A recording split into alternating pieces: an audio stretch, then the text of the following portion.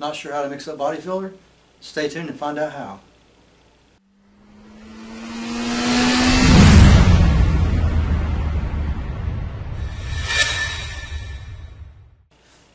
I've had a lot of questions from people writing in and from customers and stuff. How do you actually mix up body filler? It tells you to put 2 or 3 drops of hardener into the cream filler. Well, the cream hardener is a cream, so it can't come out into drops. That's more like a hardener for a fiberglass resin. So today I'll show you how I mix up body filler. There's at least 2 ways. Some people use a paint stick, some people use the actual spreader applicator to mix it up with. Neither one's really wrong, but let's take a look and see what you think. First off, we're going to start off with the hardener. You'll want to knead this hardener. Even though it's maybe it's just set for a few hours or set overnight, it can separate inside between the actual cream and the liquid resin in there. So crack the lid a little bit, push the air out, tighten your lid down, and then just squeeze it in places. Kind of run the cream back and forth inside the tube.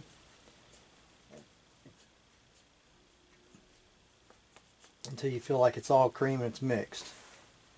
For the body filler, I use Evercoat. That's pretty much about the best on the market for the money. There's better kinds and better brands and more expensive, but let's see. It's hard to see it in this lighting, but if you open it up and you see discoloration, other colors and stuff, and it's not just all one kind of gray creamy, you want to stir it, but you're going to also want to reach down, get your paint stick and pull down from the bottom and pull it up. And what you're doing is you're mixing that resin that's separating from the actual filler. You're getting it to where it's all mixed into it, because the resin and the hardener are what really react together. So you're going to want this mixed up pretty thorough. It wasn't too long ago. I just mixed it, I think, yesterday. So I just wanted to let you make sure that you know when you open it up, you've got to stir it. Get it mixed.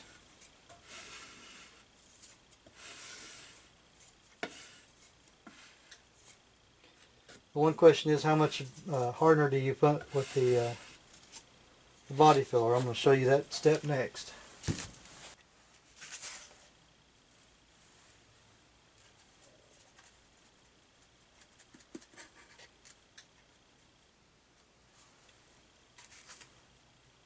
I wanted to show you an example of what happens if you don't knead the hardener tube before you knead it, before you get it all mixed up inside there. It will separate into a cream and into the liquid hardener part of it. And all I did was take the cap off, and as soon as I didn't even squeeze it, out dropped some of the liquid part of the hardener.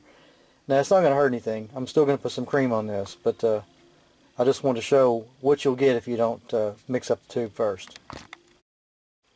Okay, this is about how much hardener you'd put in it. This is about a 2-inch circle. Not exactly a perfect circle, but it's about a 2-inch circle. And when you squeeze that tube, sometimes the first bit in the opening will kind of come out a little heavier, but you see how thin it is. So even if this is a 6-inch circle, then you're still going to want the hardener to look about the same. You'll keep it steady across there. There's always going to be a little tail in it that comes off, but basically that's about the right mix. It will vary with temperatures, but on the average, this is about how much hardener you want to put in body filler. You'll read some instructions that says put 3 to 5 drops to a golf ball size. This stuff doesn't come out in drops. Hardener doesn't. It's a cream, so there's that's wrong.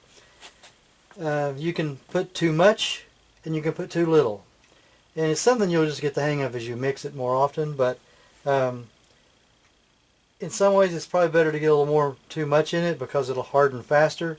If you don't get enough in it, it'll never cure, or it'll take so long to cure that it clogs up sandpaper, and you can't sand with clogged sandpaper. It'll scratch what you're trying to do. But if you just run a consistent bead, about like that, across towards the top of the circle, then that's about what you need in hardener.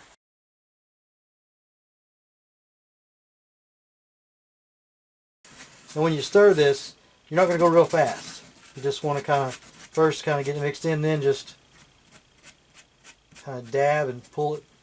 You want to pull each bit of that hardener into the filler. And then I always take it and do this, kind of smash it into it. Make sure the filler on the stick's mixed. Then I'll take the stick, scrape it off. Now you can do this with the applicator, the little spreader that you use to apply the body filler with.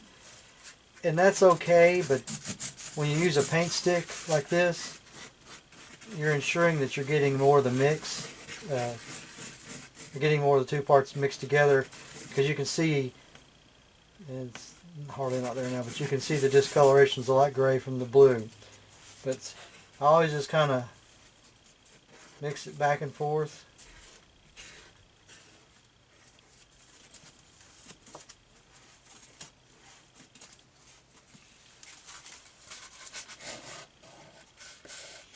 I really don't have anything to put it on. It's just kind of to show you, but let me get a spreader.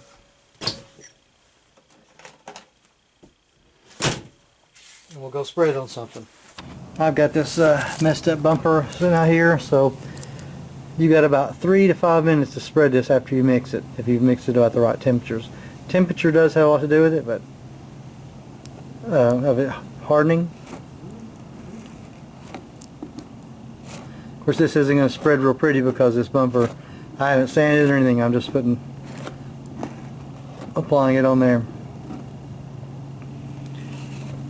See how I turned it and pulled it off all onto the surface that I want to cover, and then just because,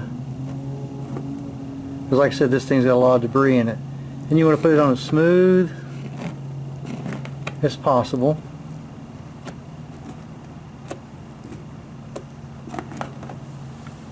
And that way it decreases the amount of sanding and stuff you've got to do.